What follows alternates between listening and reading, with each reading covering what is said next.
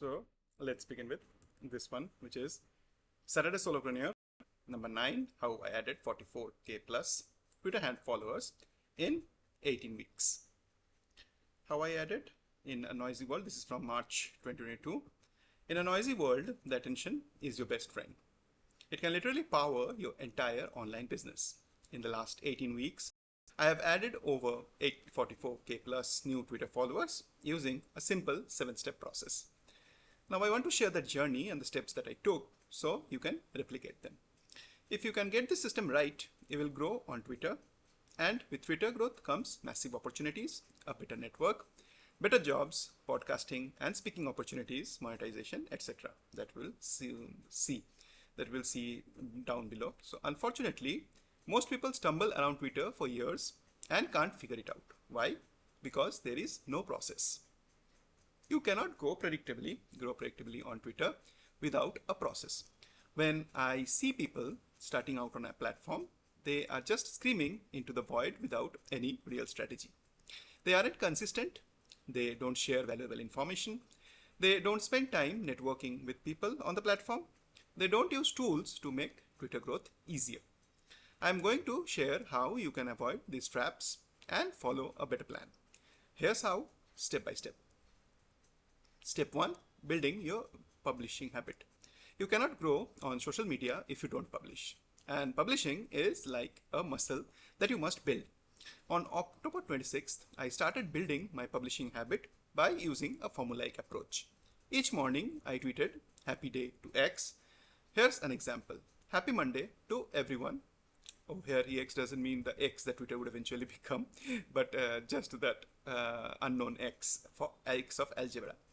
Happy Monday to everyone learning about business by starting one. I had two simple goals: build my publishing muscle, to put my name and face in front of people daily so that people start noticing him. By using a formula, I made it easy. This is the simple way to get that muscle built. Educate your audience. The problem with using formulas is that after a while, your audience gets less value from them. So if you're pumping out a daily tweet in the morning and expecting to grow by the evening, not so fast. You will need to show your audience that you are worth following, you are worth your salt. So each afternoon, I started sharing tips from my journey, my personal journey. Topics included audience growth, service businesses, building info products, and using social media effectively. I pretend that I'm writing to help one single person learn how to do something very important. Here's an example of a tip that resonated with my audience. You don't need a flashy new idea to build a business. Go find antiquated industries, slow companies, poor service, use technology to do a better job, and you will likely start chipping away. A much easier lens to view entrepreneurship through. Step 3. Next comes the leverage threads for accelerated growth. After a month or so, people got familiar with my name and face each morning and came to expect a nugget of help each afternoon. That helped me grow steadily and steadily, but I wanted to pour more gasoline on the fire. I had a hypothesis that showing the audience more of how I think more would foster a connection. So I started writing Twitter threads. This allowed me to show a much deeper knowledge of particular subjects in a format that was more likely to get retweeted and therefore go viral. My goal is to walk someone step by step through something critical in solopreneurship. Here's one example of that. Last week, my little one-person business crossed 1.3 million in revenue. It took 810 days. I ran 0 paid ads and operate at a 98% margin.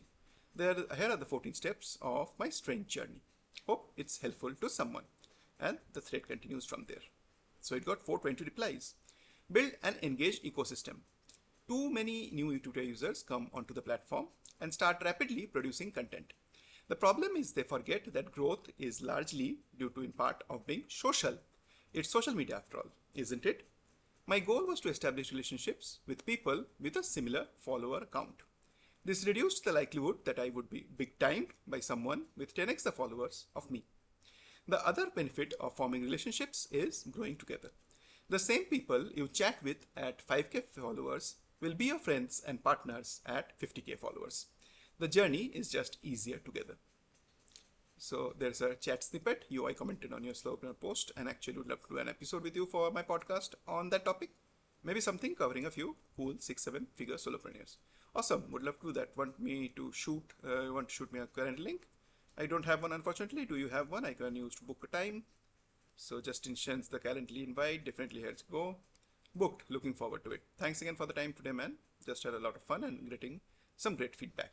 Maybe we can do this together. Do another episode in a few months. So this is in the meantime, December to Jan of 2022. Comment underneath large accounts.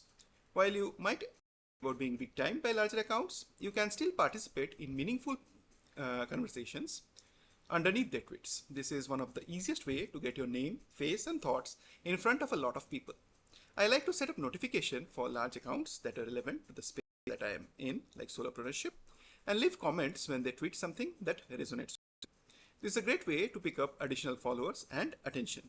Check out this simple one-word reply that got me 6.76,700 impressions. Pretty powerful for a 3-second action. What's the best habit you have picked up in the last 12 months?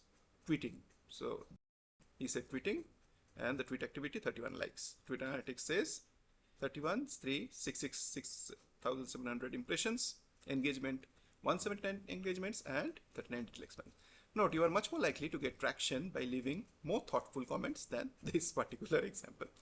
Step 6, analyze and pivot. After executing the 5 steps above, I started to analyze what was working and what wasn't working. For example, my morning tweets like good morning to X, that variable X, we are getting less and less traction. Okay, spelling mistake here. We are getting less and less traction. I really wasn't enjoying writing them either. That's a good sign to do something different now. At the same time, my afternoon tips were getting more traction, and I really like sharing things that help other creators and solopreneurs.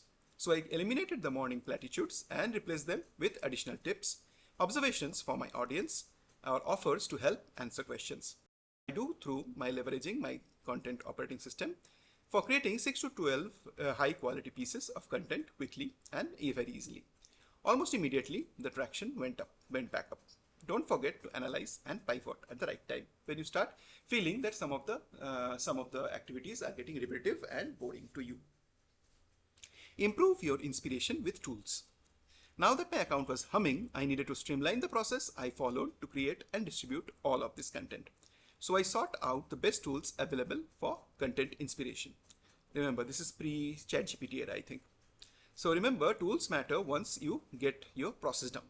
They are much less important when you are just starting to figure everything out. I wrote an entire newsletter about the 5 tools I used to streamline my entire process. You can find those here. So then he pitches the Creator MBA Masterclass, sponsor the Saturday Solopreneur, and freedom to put family first. So with that, we come to the end of this newsletter. See you in the next one.